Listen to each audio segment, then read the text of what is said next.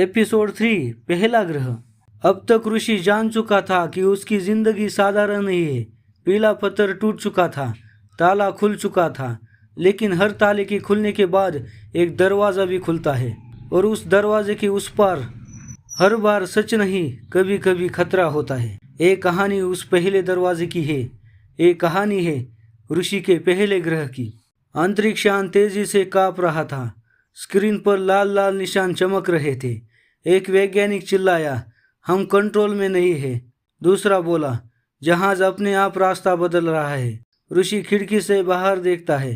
तारे पीछे छूटते जा रहे थे और सामने एक बड़ा सा ग्रह तेजी से पास आ रहा था। उसका रंग नीला नहीं था, हरा नहीं था, बल्कि धुंधला लाल। ये कौन सा ग्रह है? ऋषि पूछता है। वैज्ञानिक कंप्यूटर देखते हैं। डेटाबेस में नहीं है, कोई नाम दर्ज नहीं। एक पल की खामोशी, फिर बुजुर्ग वैज्ञानिक कहता है, शायद ये वही ग्रह है जहां से सिग्नल आ रहा है। ऋषि का दिल तेज धड़कता है। मतलब ये लोग यहाँ रहते हैं? वो पूछता है। कोई जवाब नहीं देता। जहाज झटके खाता है। ऑटो सिस्टम चालू हो जाता है। Forced landing initiated. Rishi seat पकड़ लेता है। तेज आवाज, धमाका, और फिर अचानक शांति। जहाज रुक चुका था। दरवाजा धीरे धीरे खुलता है। बाहर अजीब सी जमीन, न पेड़ न इमारतें, बस पत्थर, धुआं और लाल रंग का आसमान। हवा चल रही थी, लेकिन अजीब बात, हवा में ऑक्सीजन नहीं थी।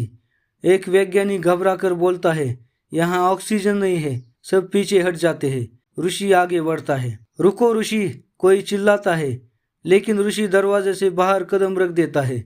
सबकी सांस रुक जाती है, लेकिन ऋषि सामान्य खड़ा रहता है। वो गहरी सांस लेता है। कुछ नहीं होता। वो मुस्कुराता है, मैं ठीक हूँ। वैज्ञानिक सन्न रह जाते हैं। ये असंभव नहीं है। ऋषि धीरे धीरे आगे बढ़ता है। हर कदम पर उसे जमीन से हल्की सी धड़कन महसूस होती है, जैसे ग्रह जिंदा हो। वो नीचे झुककर पत्थर उठाता है। पत्थर गर्म है। यह ग्रह मरता हुआ है। ऋषि अचानक बोलता है। वैज्ञानिक चौंकते हैं। तुम्हें कैसे पता? ऋषि सोचता है, पता नहीं, बस महसूस हो रहा है। अचानक दूर जमीन हिलती है, धुआं उठता है, एक परछाई हिलती हुई नजर आती है। एक वैज्ञानिक फुसफुसाता है, हम अकेले नहीं है। ऋषि ध्यान से देखता है। उस परछाई के पास आंखें चमक रही थी। धीरे धीरे कुछ आकृतियां सामने आती है। उनका शरीर पत्थर जैसा है, चेहरा इंसानों जैसा नहीं। आंखें नीली रोशनी से भरी हुई। ये आवाज नहीं निकालते, बस देखते रहते हैं। ऋषि आगे बढ़ता है। हम लड़ने नहीं आए, वो साफ बोलता है। एलियन एक दूसरे को देखते हैं। फिर एक एलियन सीधे ऋषि के सामने आता है। एलियन बोलता नहीं, लेकिन ऋषि के दिमाग में एक आवाज आती है, तुम ताला नहीं हो, तुम रास्ता हो। ऋषि चौंक जाता है। तुम मुझे समझ सकते हो? वो पूछता है। एलियन की आंखें चमकती है। पत्थर तुम्हारे अंदर जाग चुका है। एलियन ऋषि को एक गड्ढे के पास ले जाता है। नीचे लाल रोशनी, ग्रह का दिल। एलियन बोलता है, हमारा सूरज मर रहा है, हमारा ग्रह भी। किसी ने हमसे ऊर्जा छीनी। ऋषि पूछता है, किसने? एलियन जवाब देता है, वो जो सब ग्रहों से लेता है। ऋषि को अचानक एक नाम याद आता है, क्राल। उसे समझ आता है, ये सिर्फ शुरुआत है। ये ग्रह पहला शिकार था। अचानक आसमान कांपता है, तेज आवाज गूंजती है। एलियन घबरा जाते हैं।